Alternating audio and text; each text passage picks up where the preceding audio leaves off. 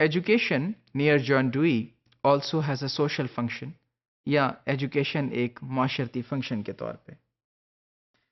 Education according to Dewey is a social function and it is the responsibility of the peers of the society to ensure that the young get a proper education. یہاں جان ڈوئی تعلیم کی ذمہ داری معاشرے کے رہنے والوں پہ ڈالتے ہوئے نظر آتے ہیں اور یہ کہتے ہیں کہ انہیں یہ انشور کرنا ہے کہ جو معاشرے کی نئی جنریشن یا ینگ ہیں ان کو پراپرلی ایجوکیٹ کیا جا رہا ہے یا نہیں. فار انسٹنس اگر ہم اپنے معاشرے میں ارد گرد نگاہ دوڑائیں تو ہمیں بہت سے بچے نظر آئیں گے جو تعلیم سے دور ہیں، جو ریسٹورنٹس پہ کام کر رہے ہیں، جو گھروں میں کام کر رہے ہیں، جو سڑک پہ کام کر رہے ہیں. لیکن معاشرے کی یہ ذمہ داری ہے کہ ان کو ایجوکیٹ کرے اور اس چیز کو سوچے کہ ان کو پراپر ایجوکیشن دی جا رہی ہے یا نہیں. اب کس طرح؟ The nature and meaning of environment.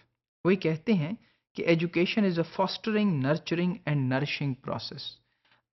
Education جس طرح ایک پودے کو بڑا کیا جاتا ہے، اس کو پانی دے کے سیراب کیا جاتا ہے، اس کو کھاد دی جاتی ہے، بالکل ایک اسی طرح کا پروسیس ہے جو فاسٹر کر رہا ہے ہیومن بینگز کو، نرچر کر رہا ہے اور ان کو نرش کر رہا ہے ان کو اس پروسیس کے ذریعے.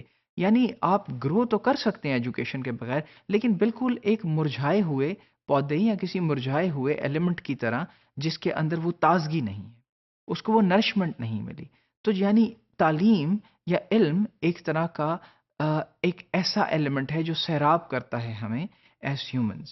It involves communicating the general beliefs and ideals of a society to its youngs. Now coming back to the point where we are talking about the social function, education as a social function, education involves communicating the general beliefs and ideals of a society to its young. یعنی جو تعلیم ہے یہ اپنے جو general beliefs ہیں اپنے بارے میں، معاشرے کے بارے میں، کلچر کے بارے میں، ان کو ٹرانسمٹ کرتی ہے to the young.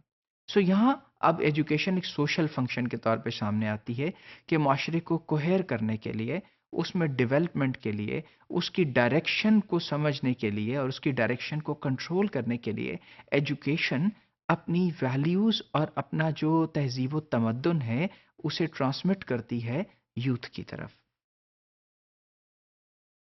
And then environment is more than the surroundings which encompass an individual. اور جو environment ہے، ڈیوی کا یہ کہنا ہے کہ وہ صرف وہ نہیں ہے جو ایک شخص کے ارد گرد موجود ہے، بلکہ environment اس continuity کا نام ہے جو کہ چلی آ رہی ہے ویلیوز کی، کلچر کی اور معاشرتی تہذیب کی.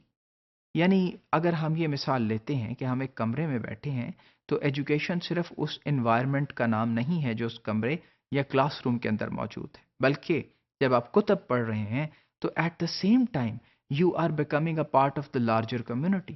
فار انسٹنس اگر ہم پہلی جماعت کی کتاب پڑھتے ہیں اور وہ سٹارٹ ہوتی ہے حمد باری تعالیٰ سے، تو پھر اس کے بعد جو نیا ٹاپک ہے وہ علامہ اقبال پہ ایک نوٹ ہے، اس کے بعد قائد اعظم کے اوپر ہے، اس کے بعد ایک گاؤں کی کہانی ہے.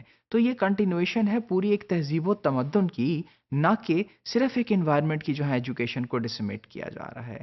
تو ہم یہ یہاں سمجھتے ہیں کہ it is a continuity of surroundings, اور یہ ڈینوٹ کرتی ہے اس اسپیسیفک ٹرانسمیشن کو جو کہ چلی آ رہی ہے ایک معاشرے کے اندر اور پھر اس کی آنے والی سمت کو بھی کنٹرول کرتی ہے. And then Dewey believed never to educate directly but indirectly by the means of the environment. اور ڈیوی کا یہ بھی کہنا تھا کہ ایجوکیشن جو ہے اس کو کبھی ڈائریکٹلی نہ آپ ایجوکیٹ کریں کسی بات کو، بلکہ آپ انوائرمنٹ کے ذریعے بچے کو سکھائیں اور بتائیں کہ تعلیم کیا ہے. فار انسٹنس اگر ہم ایک بچے کو بتاتے ہیں کسی بات میں کچھ اچھا کرنا، کچھ اچھا بتانا، تو آپ صرف یہ مت کہہ دیجئے کہ یہ کریے کیونکہ یہ ایک اچھی بات ہے اور یہ نہ کریں چونکہ یہ بری بات ہے، بلکہ ان کو کر کے بتائیں، ان کو ایک ایسا انڈائریکٹ ایکسپیرینس دیں اس چیز کا جس سے وہ اس کو زیادہ بہتر طور پر موزوں سمجھے اپنے لیے.